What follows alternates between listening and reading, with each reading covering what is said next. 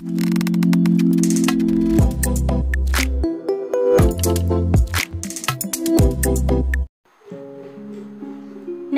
मित्रांनो, कसे आहात? बरे आहात ना? खूप जुनी गोष्ट आहे. हिमालयातला एका गावात 3 भिक्षू राहत होते. त्यांचं नाव फारसं कोणालाही माहिती नाही, कारण त्यांनी आपली खरी ओळख नेहमी लपवून ठेवली होती. त्यांनी स्वतःबद्दल कोणाला फारशी माहिती दिलीच नाही. त्यांना हसणारे भिक्षू म्हणून लोक ओळखायचे. तेवढीच त्यांची ओळख होती. ते कुठल्याही गावात जायचे, तिथल्या मुख्य बाजारात मध्यभागी जाऊन जोरजोरात हसायला लागायचे. त्यांचं हसणं अगदी मनमुराद असायचं. त्यात खोटेपणा नव्हता. ते मनापासून हसायचे. हळूहळू लोकांचं लक्ष त्यांच्याकडे वेधळलं जायचं. त्यांच्या भोवती गर्दी जमायला लागायची. ते इतके एकाग्रतेने आणि तल्लीन होऊन हसायचे की हळूहळू त्यांच्या भोवती जमलेलं सारं गाव हसायला लागायचं. जेव्हा ते गाव हास्यानंदात डुबून जायचं, तेव्हा ते त्या गावातून दुसऱ्या गावात निघून जायचे.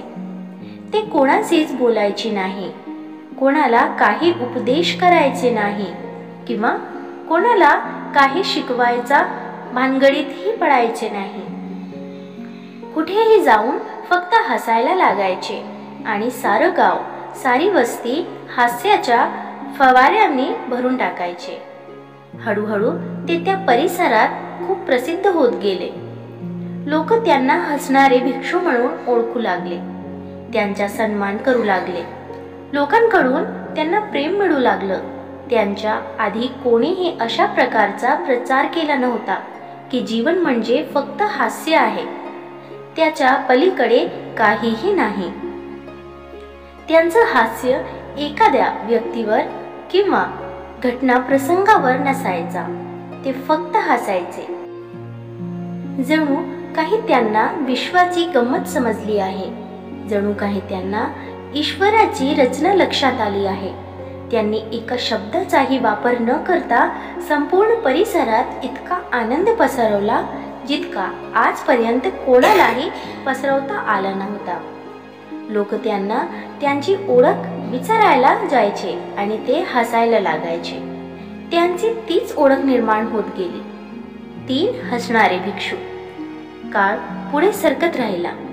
सगळ्या हिमालयात फिरून फिरून आणि लोकांचं आयुष्य आनंदाने भरून कालांतराने ते म्हातारे होत गेले.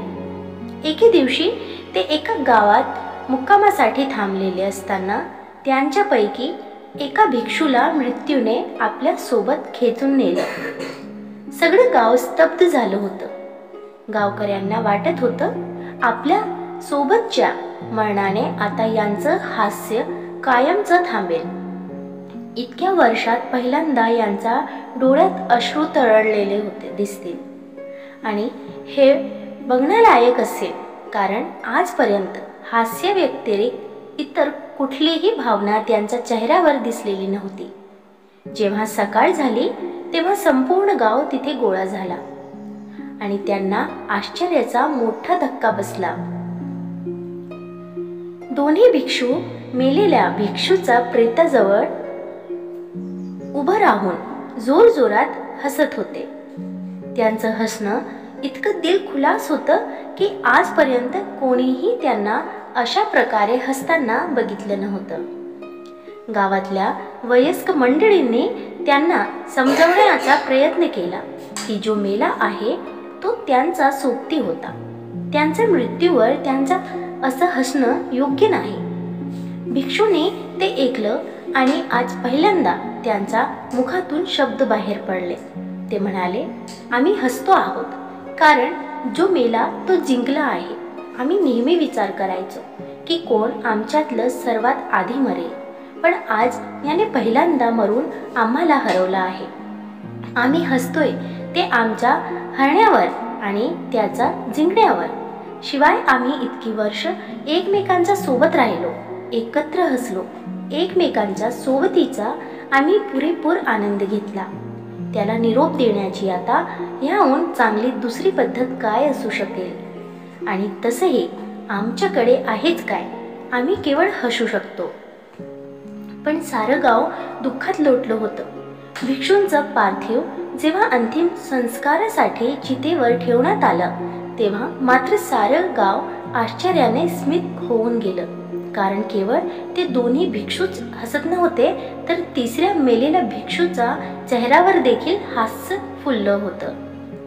त्या गावात एक पद्धत होती की जेव्हा कोणाचा मृत्यू होईल तेव्हा त्याच्यावर अंतिम संस्कार करण्याआधी त्याच्या शरीराला आंघोळ घालून नवीन वस्त्र लपेटून मग त्याला चितेवर झोपवलं जायचं. पण मेलेल्या भिक्षूने मरण्याआधी आपल्यावर हा विधी करायला इतर 2 भिक्षूंना मनाई केली होती. त्यांचं म्हणणं होतं, माझं शरीर कधी अशुद्ध झालंच नाही. माझं जीवन म्हणजे केवळ खळखळत हास्य होतं, ज्यावर कधी अशुद्धता जमून शकली नाही. माझ्या अंगावर कुठलेच विकार नाहीत. हास्य नेहमी ताजं आणि प्रसन्न असतं. त्यामुळे मला आंघोळ घालून माझे कपडे बदलण्याची काहीही आवश्यकता नाही. जेव्हा त्या भिक्षूच्या शरीराला अग्नी देण्यात आला तेव्हा त्या चितेतून फटाके उडून आकाशात फुटायला लागले. सगळं आकाश रंगाने भरून गेलं. त्या भिक्षूने आपल्या मरणाची वेळ जवळ येताच हे फटाके आपल्या कपड्यांमध्ये लपवून ठेवले होते. ते बघून सारं गाव जोरजोरात हसायला लागलं.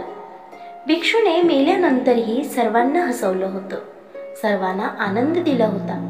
उरलेले भिक्षू हसत हसत म्हणायला लागले, हुशार माणसा, तू आम्हाला परत एकदा हरवलंस. निष्कर्ष मित्रांनो, पृथ्वीवर माणूसच अशा एकमेव प्राणी आहे ज्याला हास्याचं वरदान लाभलेलं आहे. माणसाशिवाय इतर कोणालाच हसता येत नाही. यातूनच आपल्याला लक्षात येतं, माणूस इथला सर्वात प्रगत जीव आहे आणि हसणं हेच त्याच्या प्रगत असण्याचं लक्षण आहे. मित्रांनो, तुम्हाला ही गोष्ट कशी वाटली कमेंट करून नक्की सांगा. आणि व्हिडिओ आवडल्यास लाईक शेअर करायला विसरू नका.